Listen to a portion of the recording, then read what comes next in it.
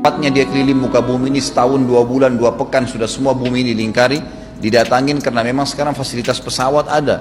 Dajjal nanti akan masuk ke Mekah dan Madinah, akan tiba di Mekah dan Madinah, tapi yang dibahas dalam hadis adalah di kota Madinah.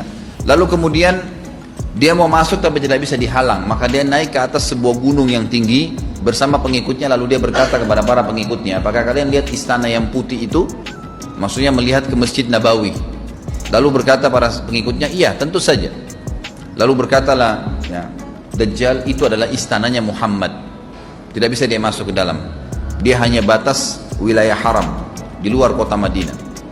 Maka kata Nabi SAW, Dajjal pun menepukkan telapak kakinya ke bumi di luar kota Madinah, maka terjadilah gempa di kota Madinah, dan keluar dengan gempaan tersebut semua orang yang munafik, karena orang kafir nggak ada di Madinah. Semua orang yang di dalam hatinya ada sifat kemunafikan keluar dan jadi pengikutnya Dajjal karena goncangan itu.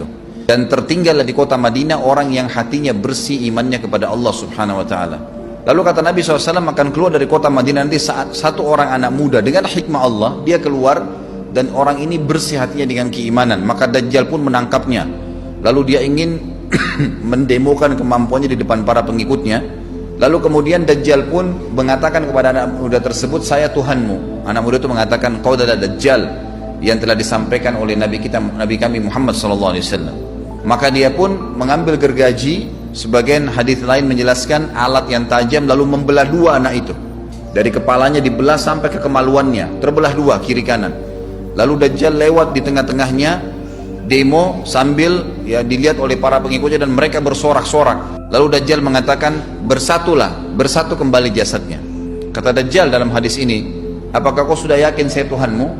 Anak muda itu mengatakan, saya bertambah yakin kalau kau adalah Dajjal yang disampaikan oleh Nabi SAW.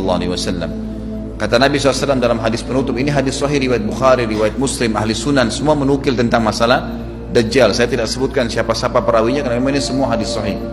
Maka Dajjal pun akhirnya setelah itu tidak mampu menyentuh anak muda lagi. Anak muda itu Allah SWT sudah selamatkan dia. Ringkas cerita, Mekah sama Madinah cuma dia laluin, kemudian dia menuju ke Palestina. Pada saat tiba di Palestina, Dajjal sendiri tidak tahu kalau ajalnya sudah dekat. Maka dia pun akhirnya ya berdemo di sana, menganggap dia punya sebuah kerajaan sampai di daerah Palestina, tepatnya sekarang Israel. Subhanallah. Ada sebuah kota namanya kota Babulut. Di Israel itu kota itu ada, saya pernah lihat cuplikannya. Termasuk kota yang diidolakan di dalam negeri Israel sendiri namanya Babulut. Subhanallah, hadis menyebutkan nama Babulut. Hadis Nabi SAW dari 1400 tahun yang lalu mengatakan, nanti Dajjal akan berkumpul di sebuah wilayah namanya Babulut di Syam. Maksudnya di Palestina itu, Israel sekarang. Ada kota Babulut dan orang Yahudi sekarang lagi gencar membangun kota itu dan dianggap kota favoritnya Israel. Subhanallah. Dajjal akan masuk ke sana dan berkurung diri. Pada saat dia tiba di Palestina, waktu yang bersamaan di kota Madinah berkecamuk. Kaum muslimin sepakat semua keluar untuk mengejar Dajjal dan membunuhnya. Lalu orang-orang pun akan datang kepadanya dari masyarakat Madinah berkata, engkau adalah turunan Rasulullah SAW, pimpinlah kami berperang melawan Dajjal.